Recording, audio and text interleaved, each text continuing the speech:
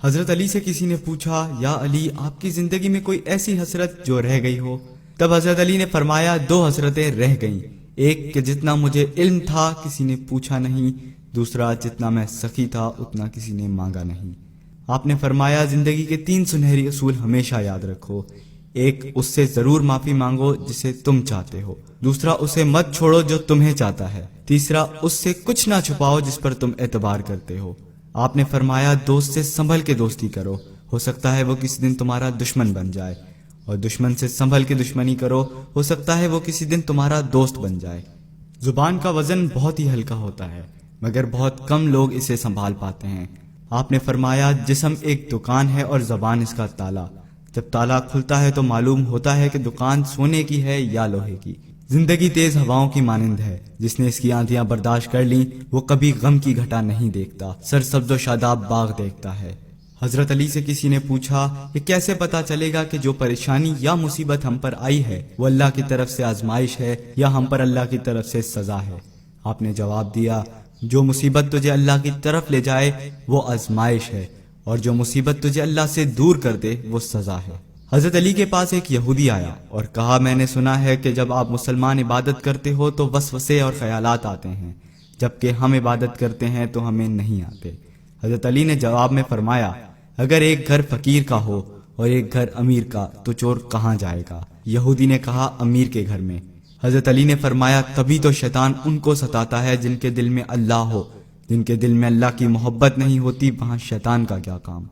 آپ نے فرمایا، جب تمہاری جان کو خطرہ ہو تو صدقہ دے کے جان بچاؤ، اور جب تمہارے دین کو خطرہ ہو تو جان دے کر دین بچاؤ۔ آپ نے فرمایا کہ زندگی 2 دن کی ہے، ایک تمہارے حق میں، دوسرا تمہارے مخالف۔ جس دن تمہارے حق میں ہو اس دن غرور مت کرنا، جس دن تمہارے مخالف ہو اس دن صبر کرنا۔ کسی کی مدد کرتے ہوئے اس کے چہرے کی طرف مت دیکھنا، ہو سکتا ہے ان کی شرمندہ آنکھیں تمہارے دل کے اندر غرور کا بیج بو دیں۔ 3 چیزیں ایمان کو تباہ کر دیتی ہیں، امیروں کی محفل، عورتوں کی صحبت اور جاہلوں سے بحث۔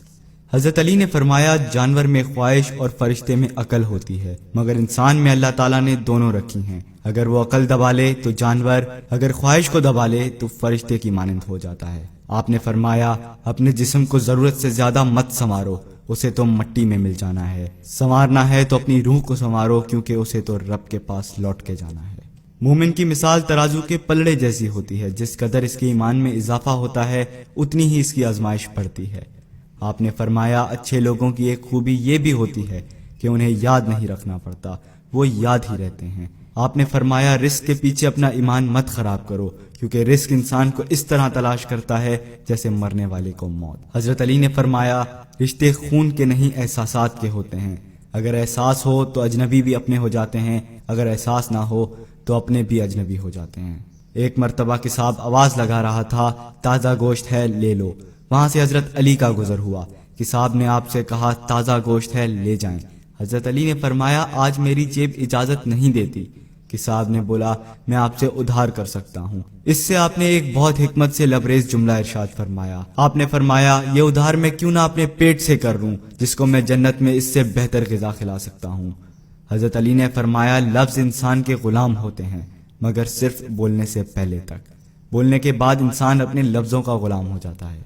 آپ نے فرمایا، کوئی تمہارا دل دکھائے تو ناراض مت ہونا، کیونکہ قدرت کا قانون ہے، جس درخت کا پھل زیادہ میٹھا ہوتا ہے لوگ پتھر بھی اسی کو مارتے ہیں۔ آپ نے فرمایا، کسی کا عیب تلاش کرنے والے کی مثال اس مکھی جیسی ہے جو سارا خوبصورت جسم چھوڑ کر صرف زخم پر جا کر بیٹھتی ہے۔ آپ نے فرمایا، اچھا دوست چاہے کتنا بھی برا بن جائے کبھی اس سے دوستی مت توڑنا، کیونکہ پانی چاہے کتنا بھی گندا ہو آگ بجھانے کے ضرور کام آتا ہے۔ آپ نے فرمایا، زندگی کے ہر موڑ پر صلح کرنا سیکھو، کیونکہ جھکتا وہی ہے جس میں جان ہوتی ہے، اکڑنا تو مردے کی پہچان ہوتی ہے۔ دوست ہو یا پرندہ دونوں کو آزاد چھوڑ دو، اگر لوٹ آیا تو تمہارا، نہ لوٹ کر آیا تو تمہارا وہ کبھی تھا ہی نہیں۔ بادشاہ نے وزیر کو انگوٹھی دی اور کہا، اس پر کوئی ایسا فقرہ لکھوا لاؤ جسے میں خوشی میں پڑھوں تو اداس ہو جاؤں اور غم میں پڑھوں تو خوش ہو جاؤں۔ وزیر گیا اور انگوٹھی پہ یہ لکھوا لایا کہ یہ وقت بھی گزر جائے گا۔